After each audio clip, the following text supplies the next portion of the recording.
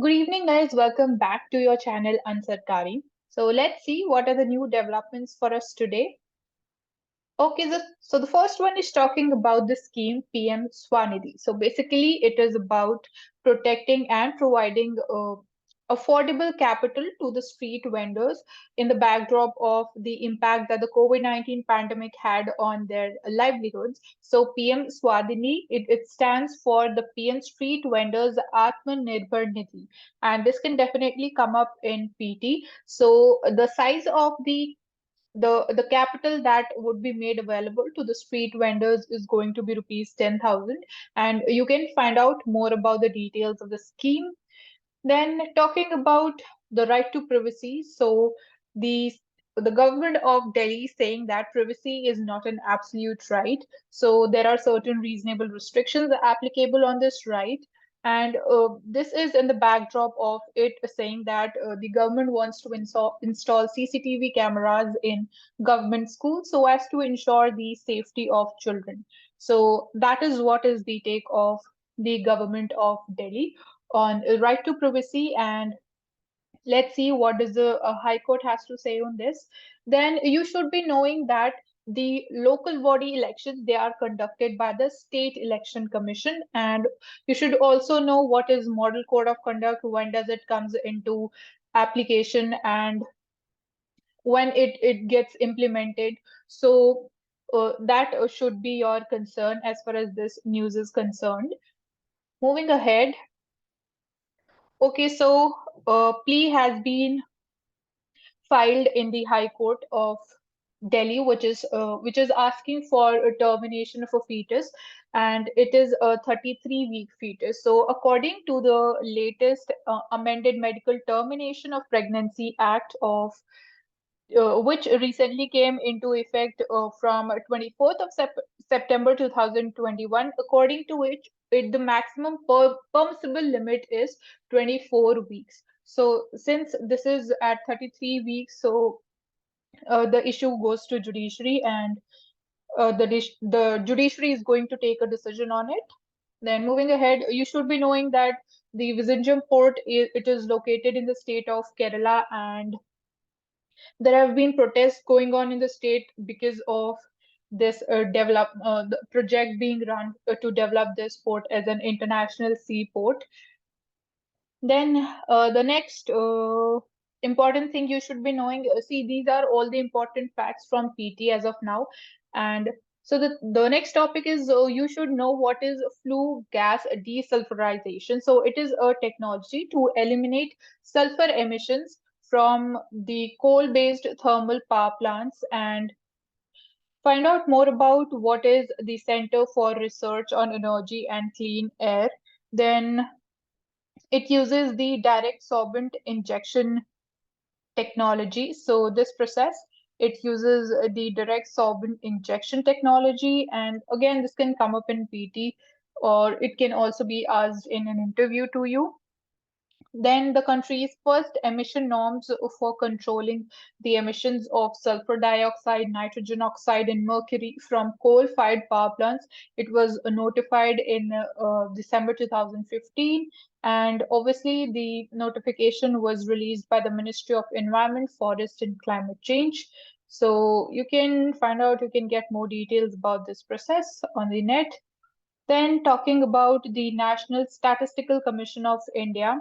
So it has recently got its new part-time chairperson, that is Lakshman Sir, has been appointed as the part-time chairperson of it, and it is an autonomous body which was formed in June 2005 under the recommendation of Dr. C. Rangarajan Commission. So this commission, it also came up with the poverty line recommendations. So find out about what were the estimates according to it, or what should be the poverty line according to the C. Rangarajan Committee. And the objective of the National Statistical Commission is to reduce the problems that are faced by the statistical agencies in the country with respect to collection of data, and then strengthen the public trust in the numbers which are released by the government of India. So that is the main objective behind the constitution of the National Statistical Commission of India. Okay, so The next development is talking about the coastal red sand dunes, which have been found in Vishakhapatnam, and these have geological importance, and these are popularly known as the Erra Matti Dibbalu, and there are basically only three sites in South Asia. So first one is this itself, which is located in Vishakhapatnam, that is in the state of Andhra Pradesh.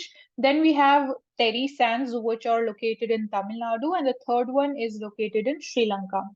And this site has already been declared as a geoheritage site by the Geological Survey of India, and there are several beliefs behind the formations, and whereas beliefs which, according to which some say that the site is around 18,500 to 20,000 years old, and it can be related to the last glacial period also.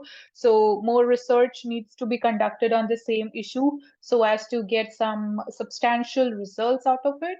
And these are rare sand deposits, so they have been reported only from three places that I already told you, and these are found in the tropical regions. So this can be trigged in the form of a question in PT. So only found in tropical regions, and they do not occur in equatorial regions or the temperate regions due to many scientific reasons behind their occurrence, and they are also a part of the continuation. So this is another belief that the red sediments, they can be part of the continuation, the evolution of the earth, and represent the late quaternary geological age also. And with a height of up to 30 meters, they also exhibit badland topography, and they can also help in depicting the real-time effects of climate change. So an open, we can say open area of research. So we'll be getting something substantial only after research is conducted. So violence in West Bank. So this is in context of Israel and Palestine. So when we're talking about Israel and Palestine conflict, you should be knowing about the geography of that region, and there's a lot to be known.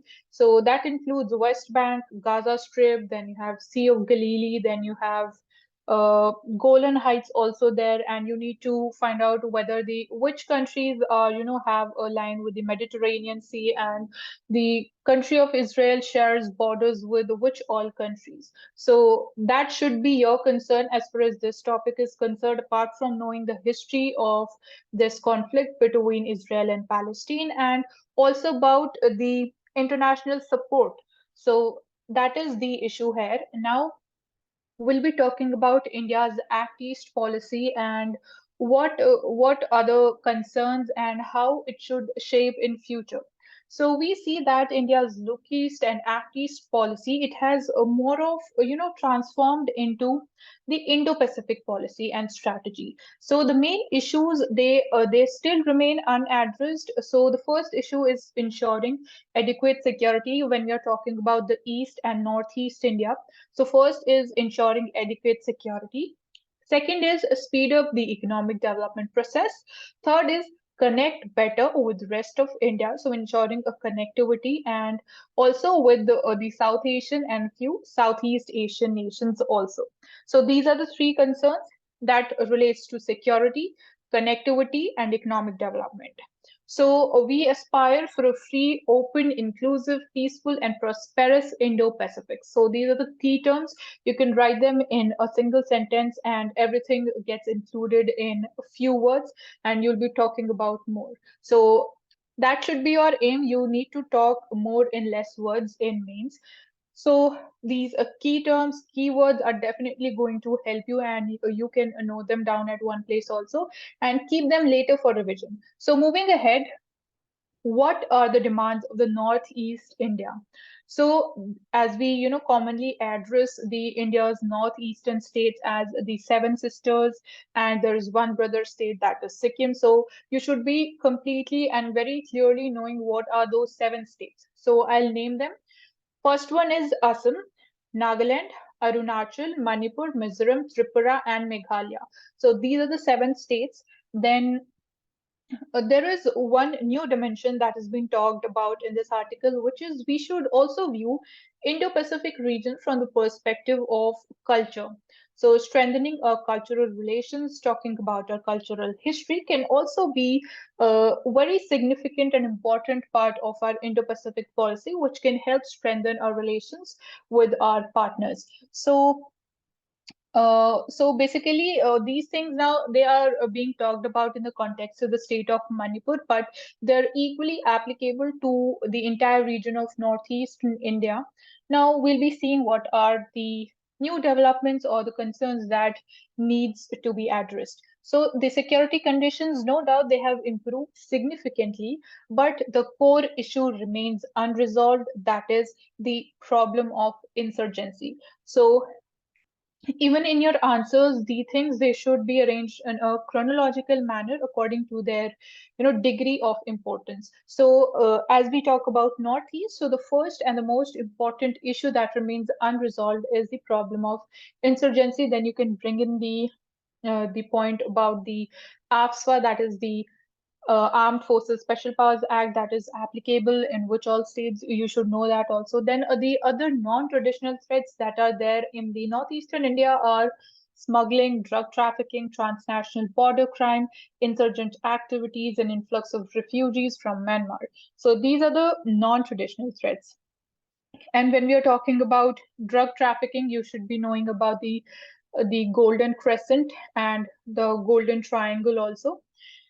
So moving ahead, we see that another issue that is still there is that insensitive handling of the people who are engaged in lawful exchanges. So we need to consider there's a lot of scope of more effective and people sensitive border management in future. So again, this becomes the key word. People sensitive and effective border management is the requirement of the future, and that should be our focus. It is one of the components that definitely requires some concentration, some work. And so, what should be our development priority when we are talking about the Northeast India, the eastern of states of India? So, we need improvement in the roads linking. Basically, we need more of infrastructure, so we have Gati Shakti program in that context. Then we need to focus upon job creation for thousands of graduates who are living in the northeastern states, and also prevent their migration specifically towards Delhi University. So if we are able to ensure sufficient amount of job creation and ensure quality education services in the northeastern states itself, so there would not be any need of those students migrating to Delhi or other states in India. Then another thing that can be of crucial importance and a matter of attraction for the northeastern states can be the medical tourism. After that, we need to attract more of investment by the Indian corporates also. We need to leverage opportunities relating to commerce, connectivity, and human capital development. So these should be the priority areas. And I'll repeat them again: improving the infrastructure, specifically the road connectivity, job creation, medical tourism, and then attracting private investment, and talking about commerce, connectivity, and human capital development. Then we can, as I mentioned initially, that we have a new dimension of focusing more upon the cultural participation and cultural engagement. So we need to expand the reach of the cultural diplomacy also, and ensure people to people cooperation through greater educational exchanges, tourism, and trade. That is again desirable. So this can be the new point which you can focus and emphasize more in your answers. Then also as okay, so this cultural dimension can be written in using the words geocultural dimension, and obviously this can be strengthened, and we can have more engagement with the bordering states like Bangladesh. Then also, we see that the Bay of Bengal region is growing in significance. So we need to invest more of our efforts in BIMSTEC, that is Bay of Bengal Initiative for Multi-Sectoral Technical and Economic Cooperation. Then also coming to the bottom line is that we need to look beyond, look east and act east, and shift towards or emphasize more on think and relate to the eastern region, especially within our own country. So we need to, not just talk about connecting with the east or look east or focusing more towards east, but that should have, you can say, more human connect. We need to relate with the problems or faced by the people living in that region, in those states. So that can be the bottom line, and you can sum up in these words. So moving ahead. Okay, so our vice president has to present. He presented his views when it comes to striking down of the NJAC by the Supreme Court in 2015. So we'll be looking at what are his views. So according to him, Article 145 Clause C, it says that interpretation of the Constitution when a substantial question of law is involved can be done by the court. So there is no doubt, there is no question about the interpretation of the Supreme Court. Interpretation of the Constitution of India by the Supreme Court. So the power lies with the Supreme Court, but it is nowhere mentioned, or the article nowhere talks about that a provision can be run down because it is ultra vires the Constitution by the Supreme Court. So, and he also said that after the NJC was struck down by the Supreme Court, there was like no talk, no discussion about it again in the parliament. So that should have happened according to him. And he also said that it like there are few incidents, few events in history which are rarely found, and this is one of them because the entire Lok Sabha and Rajya Sabha, without any absenteeism and without any dissent on it, the NJAC was passed. So you rarely found all the MPs agreeing on a single topic without any absenteeism. That is like, obviously that's why he said that it's like event which goes down to the history. And also NJC, it was brought through the 99th Amendment Act of the Parliament, and he says that also that we live in a democracy, and the basic of the basic structure is the primacy of the will of the people. So he says that when Supreme Court struck down NJC, it was equivalent to keeping aside, or not agreeing to the will of the people, because whatever is done by the parliament is considered to be the will of the people, because we, the people of India, elect our representatives in the parliament. And so the laws which are passed by the parliament, they are considered as the will of the people.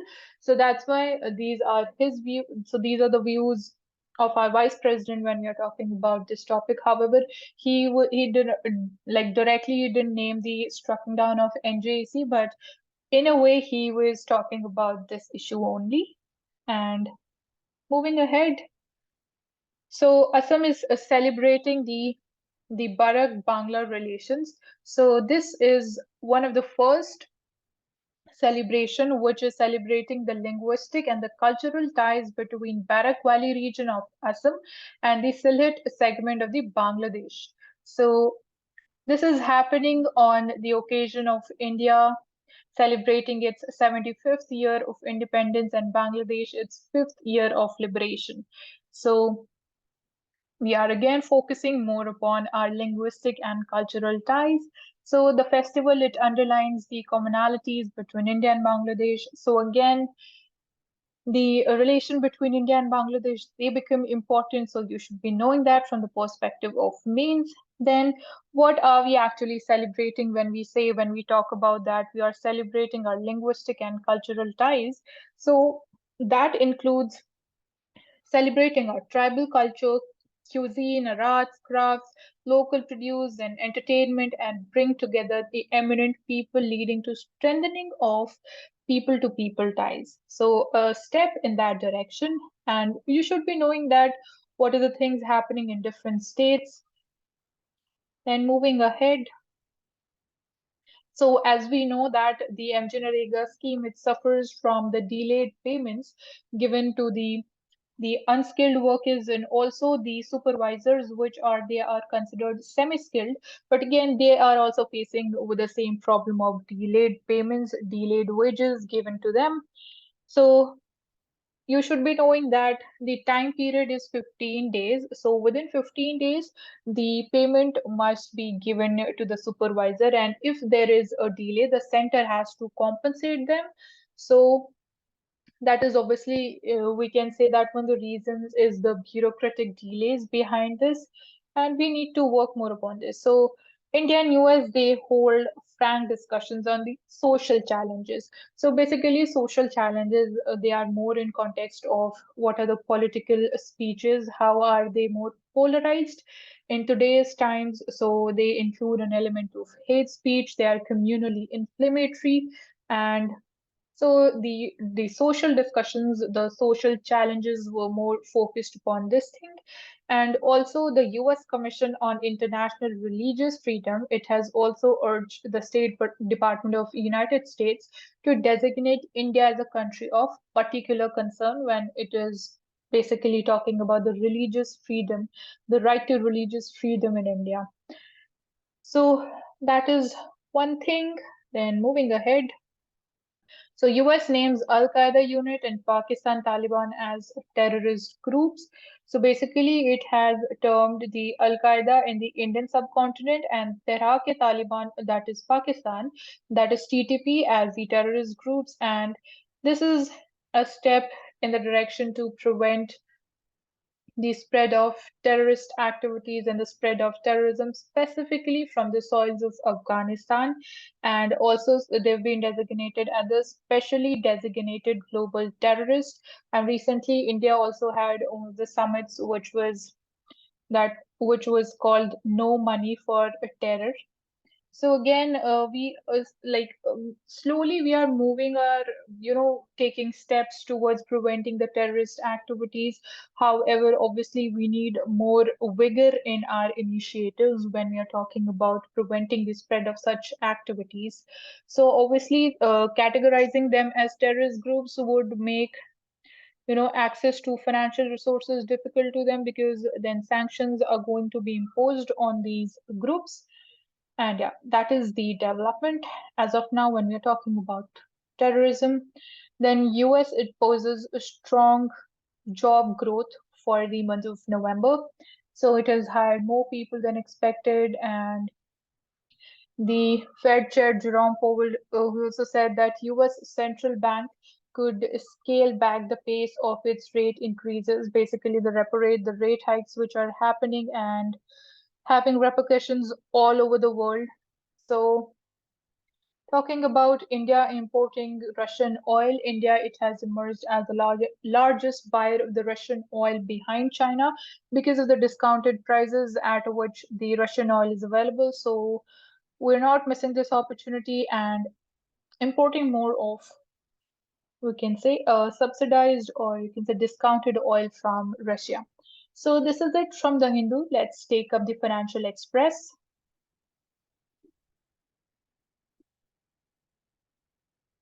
So in Financial Express, the first thing is, what are the variable capital companies? So this news is in the context of creation of such VCCs, and they'll be incorporated in the international financial centers. So you should be knowing that Gift City is located in the state of Gujarat in its capital Gandhinagar, and IFSCA are going to supervise the operations of these VCCs. So they are being introduced in the context of investment management. And right now there are three three structures in India through which you can, like, when we're talking about investment. So three instruments are there through which you can pool your money and invest. So first one is through the limited liability companies, which are governed under the Companies Act 2013. Then we have the trust, that is the second structure or instrument, which are governed under the Indian Trust Act 1882. And the third one is the alternative investment fund. So the aim behind formation of these variable capital companies is doing away with the limitations of these three structures which are currently functioning. And this system of VCCs, it is already in operation, like countries of Singapore and UK, Mauritius, Ireland, and Luxembourg. So that is the update regarding, this is just an idea as of now, and we are working more upon it. Then we are talking about the other PhonePe and Google Pay. They get 2 more years for the 30% share cap rule. So this is that the National Payment Corporation of India in 2020 directed the third-party apps providers to bring down their market share, and the market share cap stands at 30%. So there are top three players, which accounts for 96% of the monthly UPI volumes. So PhonePe accounts for 47%, then Google Pay for 34%, and then you have Paytm at 15%. So basically, this step is in the direction of, preventing certain apps and certain players to enjoy monopoly, and then later they might, misuse their power, as we can see in the case of Google. And the Competition Commission of India has also imposed a fine on it. So that is there, and now the companies, they get 2 more years. Looking at the oil seeds sowing at its record level, and the same goes for area under wheat. So this is going to definitely boost our edible oil production and help reduce our imports, giving some relief to our BOP account. And talking about wheat, you should be knowing what are the primary states, the key producing states of wheat. So that is Punjab, Haryana, Madhya Pradesh, Rajasthan, and Uttar Pradesh. So this is also going to have some positive impact on reducing the inflation. So talking about PM Gati Shakti, so this a question has already been asked in mains on PM Gati Shakti plan. So it is a national master plan for the multimodal connectivity aimed at cutting the India's logistical cost. So some facts. So transportation alone, it accounts for about 50% of the logistics cost in India. Only one sector, that is transportation, accounts for 50% of the share, that is the logistical cost. Then the policy, it aims to trim the country's logistical cost, which currently it stands at 13 to 14%, and to bring it down at 8% of the GDP in 5 years. And talking about the index that is published by World Bank, which is the Logistics Performance Index, 2018, India was ranked at 44th position. So the logistical cost in India is very high when we compare it with developed countries. And that's why this policy, it aims at reducing our logistical cost. And also we have a logistical policy in India. And that is, you can say, the step in this direction, and, also helping in building infrastructure. And let's see what else do we have for us. So we had a discussion about the new recommendations by the Kirit Parekh committee concerning the pricing of the gas.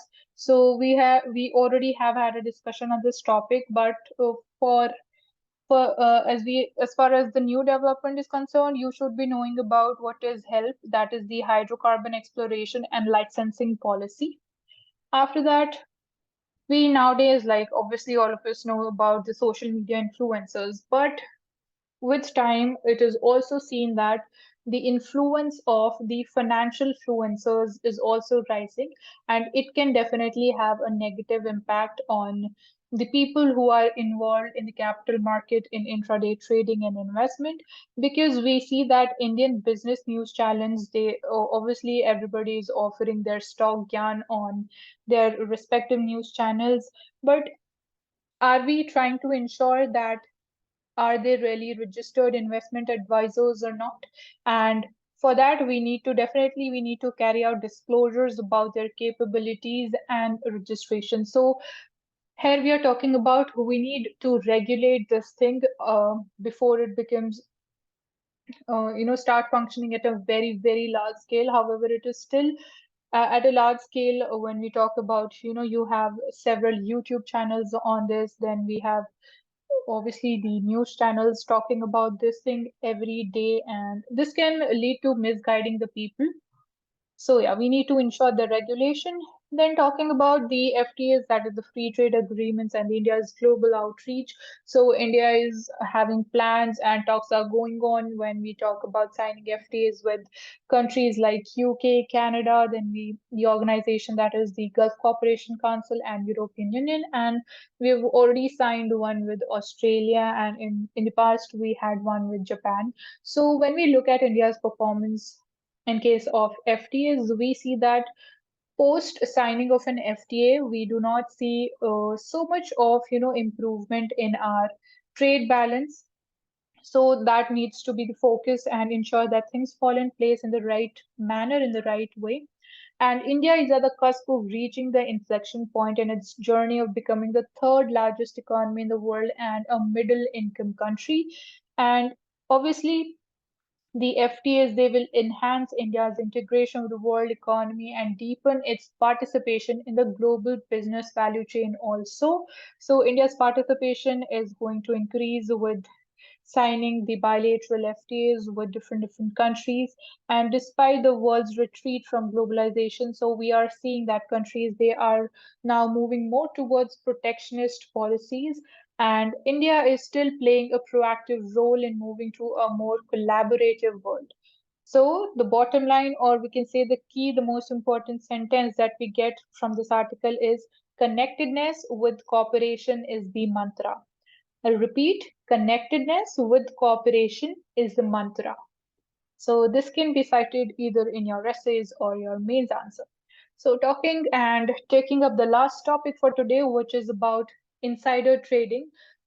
Although we had a discussion on this also, but we'll go through the details once again. So SEBI, it has recently come up with the mutual funds, bringing mutual funds under the ambit of its insider trading regulations. And this regulation is only applicable to connected persons dealing with their own mutual fund units.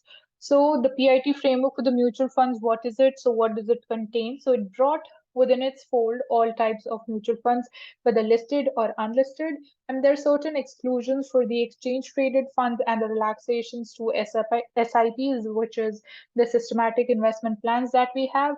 And a person is a connected person when with respect to a mutual fund unit, and it has unpublished price sensitive information regarding a scheme of the unit that could have a bearing on its net asset value. So when a person is in possession of an unpublished price sensitive information, so in that case a person is considered to be a connected person. So these statements can come up in PT. And what are connected persons and what is the unpublished price sensitive information? So connected person includes the board of directors, the key management personnel, banker of the mutual fund or the asset management company, stock exchange officials, the employees of the fund accountant, registrar and the share transfer agents. Then you have custodians of the valuation agencies of the mutual funds, and also the immediate relatives of these people. They all are they all come under the ambit of connected persons, and they are prohibited from indulging in the practice of insider trading so as to maximize their personal gains. So what actually is insider trading is that the people who are in possession of such price sensitive information, they use it, they basically misuse it for their own benefit, and accordingly they invest either in mutual funds or these stocks on the basis of the information which only they have, and the people are not aware about such price sensitive information. So in advance, before everybody knows about such information, they take their decision of investment or trade, and accordingly they earn huge profits out of it. And this you can go through what are the conditions when you say that this is not unpublished price sensitive information. This can again be asked in PT. So what are the contra trade restrictions? So contra trade means entering into an opposite transaction within a prescribed deadline, that is contra going opposite to the transaction that you initially took. And designated persons, they are restricted from entering into the opposite transaction within 2 months of period. So I'll explain this with an example. So if there is a designated person who purchases the units of a mutual fund scheme, and Now there is a time period of 2 months. So it says that they cannot sell the units for the next 2 months period. So they have to hold those units and can only sell after a period of 2 months. So that is it for today. I hope you have understood all the concepts and the important facts that we have discussed so you can note them down at one place and revise them periodically. And thank you for joining Ansar Kari. Do not forget to subscribe to our channel and see you tomorrow.